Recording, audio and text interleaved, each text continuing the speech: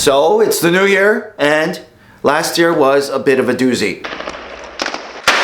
But I was sent this incredible story, and I wanted to share with you guys. This story is about the greatest night of the seas. That's right, the lobster. Under the sea.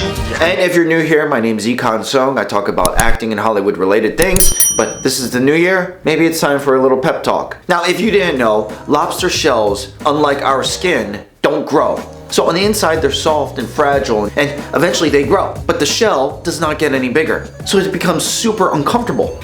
Ooh, it's a little tight. So they have to shed the old shell and grow a new one.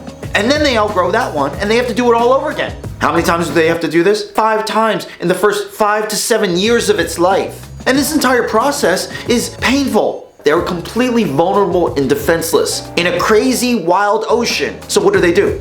They hide under a shelf or a rock to protect themselves. So a couple takeaways. So the stress and the discomfort is a signal that it's growing. They're willing to shed that old shell and be vulnerable and almost necessary for it to grow. What if you didn't shed that shell? It'd be like staying in all those baby clothes that you outgrew.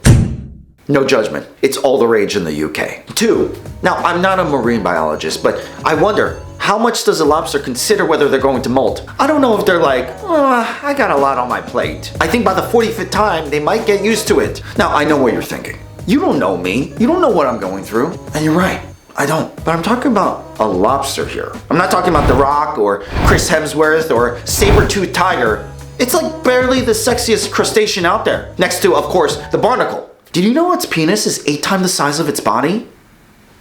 But I digress. I think there are a lot of lessons to take from this story, but what I love about this, in this crazy, wild world that we live in, maybe there are things that we overlooked that are more wise, more resilient than we thought. Maybe it's you. Let's go get it. Boom!